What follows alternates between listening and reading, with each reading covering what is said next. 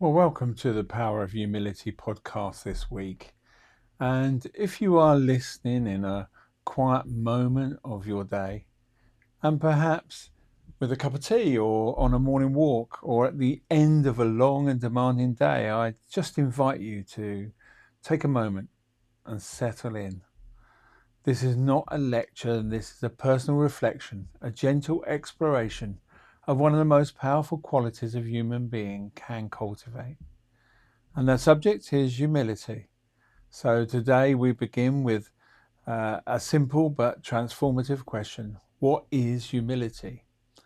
At first glance, the word can feel old fashioned, and some hear it and imagine weakness, and others think it means shrinking ourselves, denying our talents, or staying silent when we have something important to offer. But humility is none of those things. Humility is not pretending that you're less than you are.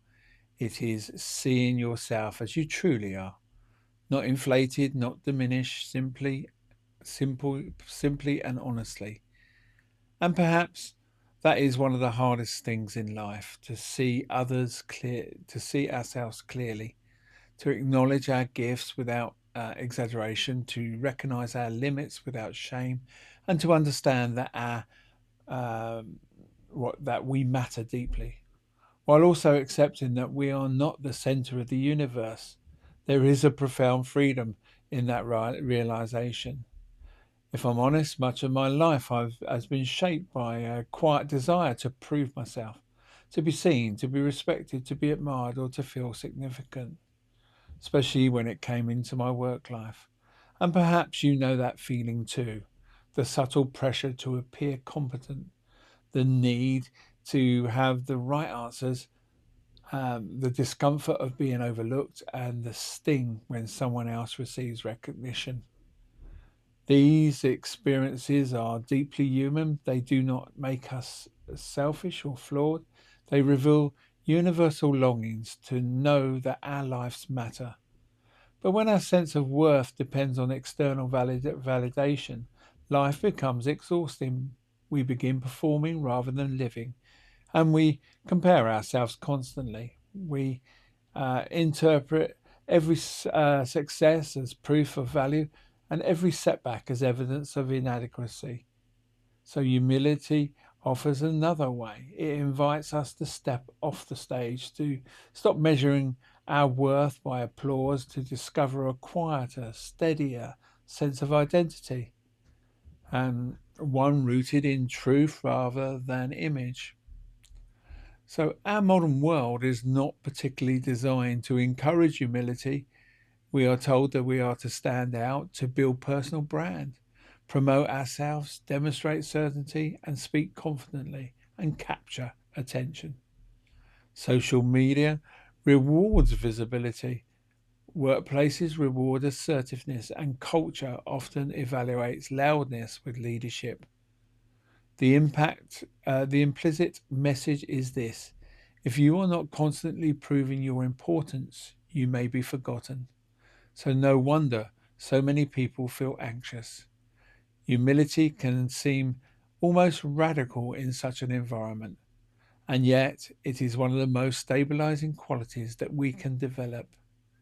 Humility allows us to learn, it allows us to listen, and it allows us to form genuine relationships. It frees us from the exhausting burden of self promotion. Pride is preoccupied with appearance. How am I being perceived? Do others admire me? Am I winning? See, humility is preoccupied with truth. What is real? What is needed? And how can I contribute? This shift from image to reality changes everything. When you no longer need constant validation, something remarkable happens. You begin to relax. You become less defensive, less reactive, and less threatened by the success of others. You can admit mistakes, ask questions, change your mind, receive feedback, and celebrate someone else's achievements without feeling diminished. Humility creates this inner stability.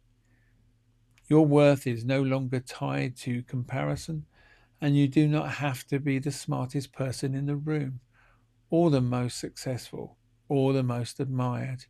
You simply need to be honest, present, and open.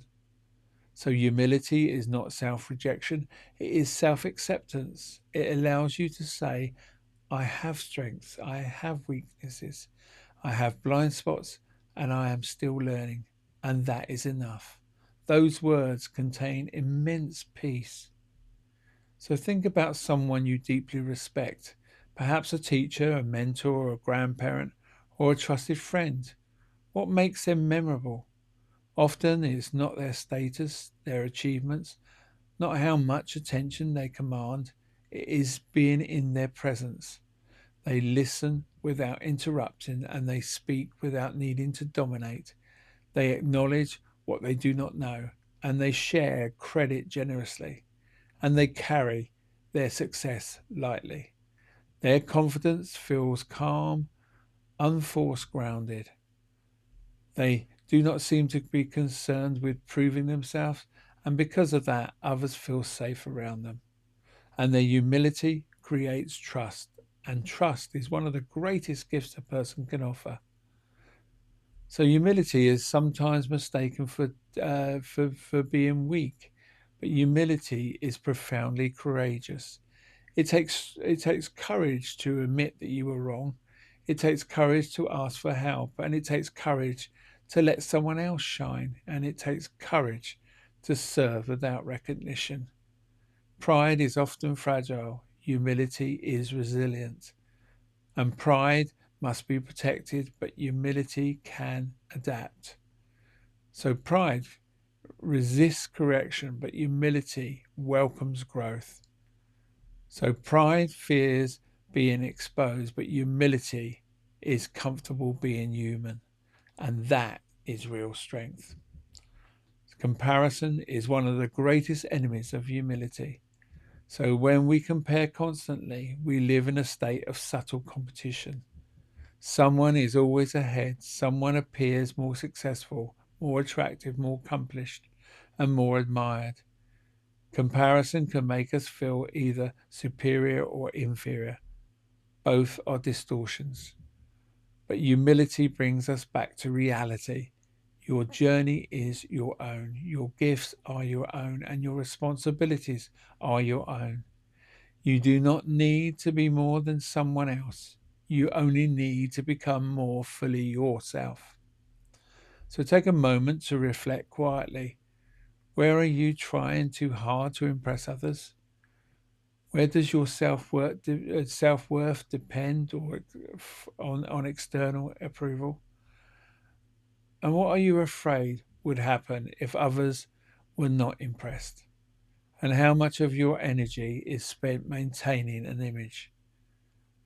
What would change if you focus more on the contribution than recognition? And what would it feel like to trust that your worth does not need to be constantly proven? So allow these questions to settle. There is no need to answer them perfectly. Simply notice what arises.